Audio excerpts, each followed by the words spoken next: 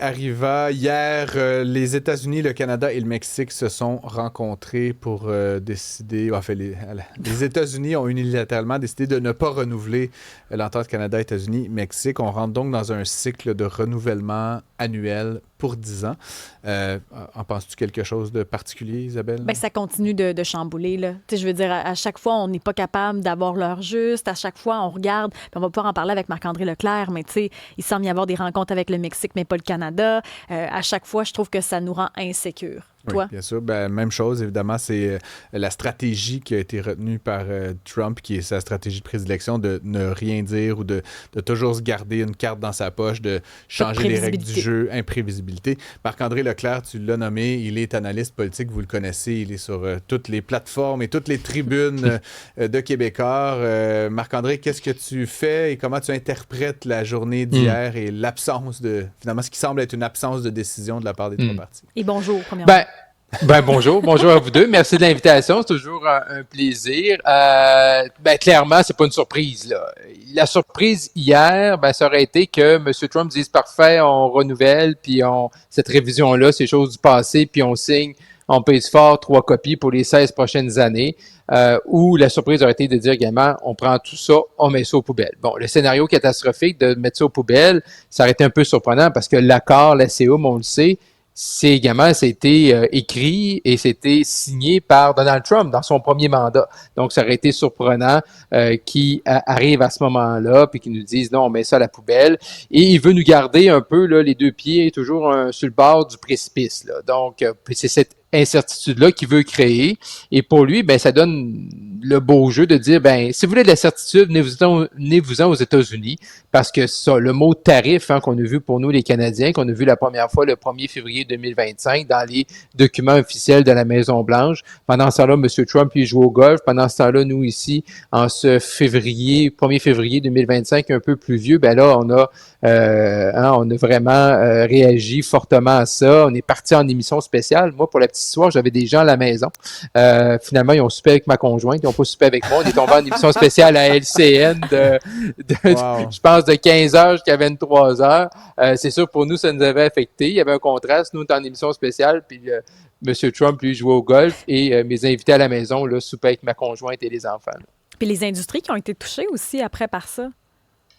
Oui, effectivement, c'est les industries parce que c'est le mot tarif, parce que nous autres, on pensait qu'on était comme protégés de ça. Ouais. Et là, le problème, c'est que même si Monsieur Carney, premier ministre canadien, voudrait signer un nouvel accord ou un accord, parce qu'il y a eu des projets, moi, je l'ai entendu souvent à Ottawa, des projets de garder la CEUM et d'avoir une espèce d'accord commercial en parallèle pour justement nous permettre de s'enlever des tarifs, mais clairement, cette option-là n'a pas été retenue par Washington. Il y a eu des propositions que j'ai entendues qui ont été mises sur papier pour enlever le mot tarif, mais on l'a vu avec le Royaume-Uni, là. Il y a un accord de libre-échange, puis les tarifs pareils, fait que le mot tarif, M. Trump va le garder, là, peu importe ce qui arrive. Là. Qu'est-ce qu'on doit comprendre du fait qu'il semble y avoir des rencontres de prévues avec le Mexique, mais pas avec le Canada? Oui, ça, je pense que aussi, c'est une stratégie pour un peu nous mettre dans un coin là et essayer de faire en sorte qu'on soit peut-être prêt justement à concéder. Parce qu'on l'a vu, exemple, dans le domaine culturel, avec la taxe Netflix, avec la taxe sur les services numériques, il y a une liste de demandes qui existe là, de plusieurs éléments que les Américains veulent mettre de côté. On le sait, la gestion de l'œuf, entre autres, parce que M. Trump veut satisfaire les producteurs laitiers là, dans le nord des États-Unis, dans le Wisconsin, dans le Michigan. Donc, c'est cette façon-là de jouer avec nous, c'est de dire, regardez, là, on est prêt peut-être de s'entendre avec le Mexique, fait que peut-être le Mexique, eux, n'auront pas de tarifs, si on est capable de s'entendre sur certains éléments. Mais également, moi, ce que je me questionne toujours, c'est également par rapport à notre positionnement. Parce que quand on remonte dans le temps, on parlait tout à l'heure de 2018-2019, à ce moment-là, on voulait vraiment garder l'ALENA, l'accord de libre-échange, ouais. Mais on n'avait pas vraiment de demande. Puis le Canada, il faut se le dire, là, on n'a pas fait de gain dans cet accord-là, dans la CEUM. Ce qu'on a fait, c'est qu'on a sauvé les meubles. Et à partir de ce moment-là, c'est M. Trudeau qui était là à l'époque. Puis M. Trudeau, il est sorti victorieux de ça parce qu'on a dit quoi? On a dit, au moins, on n'a pas tout perdu. Là, on se retrouve encore une fois, malheureusement, dans la même situation dans le rapport de force où, justement, on n'arrive pas à la table de négociation avec des demandes. On veut conserver ce qu'on a. Et moi, je me demande des fois, est-ce que c'est vraiment la meilleure stratégie? Parce que des fois, je pense que faudrait peut-être, avec M. Trump, nous aussi avoir des demandes précises. L'accord, on est prêt à la renouveler pour 16 ans sans aucune discussion, mais est-ce que vraiment on a le meilleur accord présentement sur la table pour les industries canadiennes? Je suis pas certain de la réponse. Puis pourquoi on veut le statu quo comme ça si ça nous apporte pas grand-chose? Ben parce qu'on a peur de perdre, Isabelle. C'est la peur, on a la peur de perdre. Parce que présentement, la beauté de la chose, c'est que oui, il y a des tarifs qui ont été annoncés à plusieurs reprises par M. Trump, mais l'ACUM actuellement est une espèce de parapluie. Donc, quand M. Trump fait des décrets, fait des menaces, vous êtes pas beau, vous êtes pas fin, on est un jour impair, on met des tarifs, ben là, à partir de ce moment-là, nous, on est protégés à une forte proportion. Et M. Carney le dit à plusieurs reprises, que dans l'ensemble des pays, on se retrouve avec sans doute être le pays qui a moins de tarifs qui lui touchent. Il y a des tarifs qui sont là, il y a des tarifs qui étaient là même avant M. Trump. Le bois d'œuvre, hein, on pensait qu'à la fin du règne de Barack Obama, que M. Obama, avec sa bonne relation avec M. Trudeau, M. Obama était venu à Ottawa, moi j'assistais à ce discours-là, à la Chambre des communes à Ottawa, et on pensait là, que dans le discours de Barack Obama, en juin 2016, la même journée que le Canadien avait échangé Piquet-Souban. Donc, c'était une grosse... Mon Dieu, non, une bonne mémoire, mais je vous compte ça. Oui, parce que je vous compte ça parce qu'on était un peu confinés à l'intérieur de la Chambre des communes avec toute la sécurité. Fait que on attendait le discours là, pour aller assister à ça. Et là, la nouvelle qui est sortie, je pense qu'on était autour du 30 juin 2016, le 29-30, en tout cas, juste avant la fête du Canada. Puis, vraiment, c'est ça qui nous avait tenu un peu en haleine d'écouter les nouvelles en attendant que M. Obama arrive parce que le périmètre là, de la Chambre des communes était très occupé. On pensait qu'à ce moment-là, M. Obama allait nous parler de bois d'œuvre, mais non, même si on ne l'a même pas réglé à ce moment-là. Peut-être dans des moments où les relations étaient plus chaudes et plus chaleureuses avec les États-Unis. J'aimerais ça t'entendre un peu du point de vue américain, là, parce que Donald Trump, Jameson Greer, on connaît un peu la musique, puis tu utilises un discours très coloré là, pour décrire leurs préoccupations, mais il y a quand même des industries, puis tu parlais des agriculteurs du Nord, c'est vrai, mais il y a d'autres industries dans le Nord, je pense à l'automobile, je pense à la construction résidentielle, je pense même dans le Midwest, aux alcools, puis à la Californie. Il y a des gens qui aiment bien le Canada, qui aiment bien l'accès au marché canadien, qui aiment même acheter des biens, des services, des produits semi-manufacturiers chez nous, qui sont pas du tout contents là, de cette situation-là. Est-ce que tu sens qu'ils ont suffisamment voix au chapitre dans les réflexions aux États-Unis? Est-ce qu'ils font bien la pression pour dire nous, on aime le libre-échange avec le Canada, ou est-ce qu'ils sont complètement enterrés par le bruit autour du président Trump?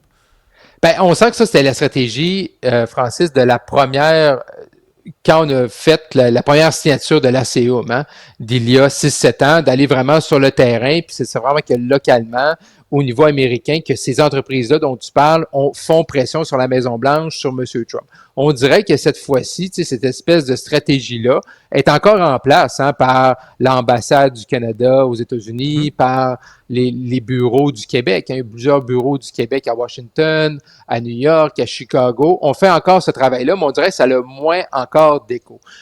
Moi, dans les dernières semaines, j'ai assisté à une conférence où il y avait Stéphane Marion, de la Banque nationale du Canada, qui est l'économiste là-bas, et j'ai trouvé ça très intéressant j'ai vu 2 fois là, sa présentation, mais à 2 occasions différentes. Puis dans la présentation de M. Marion, il nous montre une carte du monde où on voit qui est le premier partenaire économique de chacun des pays. Et M. Marion présente les 2 cartes avec l'état actuel et il y a une vingtaine d'années. Il y a une vingtaine d'années, au début des années 2000, c'était les États-Unis, peut-être pour le 3/4 des pays là, sur le globe. Et aujourd'hui, c'est quoi? C'est la Chine. Donc, je pense, et M. Marion l'explique bien, donc si vous avez la chance, allez-y, voir une de ses présentations, des fois avec les chambres de commerce et tout, mais donc je pense que c'est encore plus profond, je pense, en ce qui concerne M. Trump, de dire que présentement, il voit qu'il se fait tirer le tapis sous les pieds par la Chine et il va trouver des façons. Est-ce que c'est la bonne façon? Ça, Francis, tu sais encore mieux que moi, tu es économiste. Mais je veux dire, est-ce que c'est la meilleure façon de le faire? Mais clairement, c'est sa façon de penser à Donald Trump actuellement, qui veut ramener l'économie chez eux. Fait que peut-être que la tactique dont tu fais référence, d'aller sur le terrain puis de voir les différentes industries puis de dire vous avez besoin aussi du Canada parce qu'on a une industrie intégrée, une économie intégrée comme l'automobile, on dirait que ça fonctionne moins bien cette fois-ci. Mais j'ai l'impression qu'à t'entendre parler, c'est pas trop inquiétant outre mesure ce qui se passe présentement avec le lien États-Unis. C'est parce que c'est pas inquiétant. Je veux dire, ce matin, on est le 2 juillet, on a dépassé la date qui était le 1er juillet. L'accord est toujours là. Rien c'est juste qu'on est. Rien n'a changé. Le soleil s'est levé. On paye encore des taxes et des impôts. Tout va bien.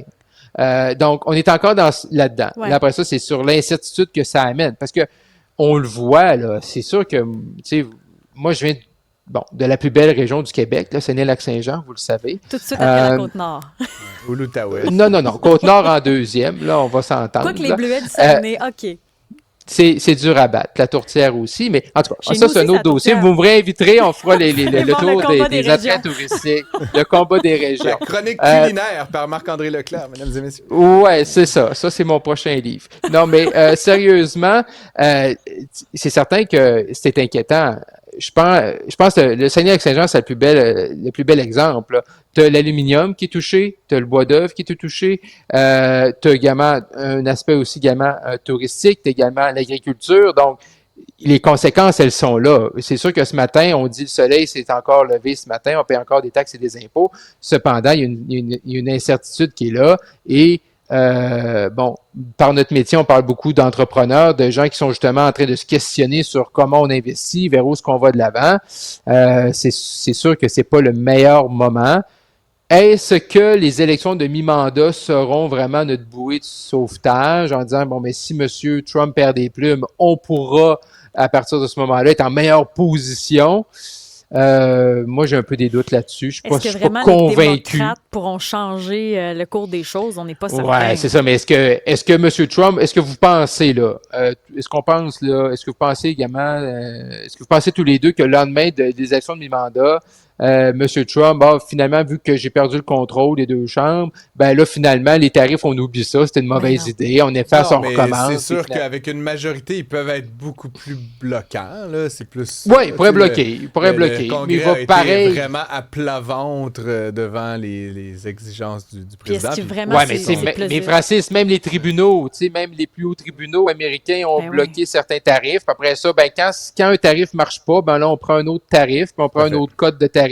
Puis là, à la fin, là, il n'y a pas 100% des tarifs que M. Trump a annoncés qui sont appliqués. Puis même les gens, des fois, tu parles avec des gens qui sont dans l'import-export, puis aux douanes, ils ne savent plus non plus comment les appliquer. Là.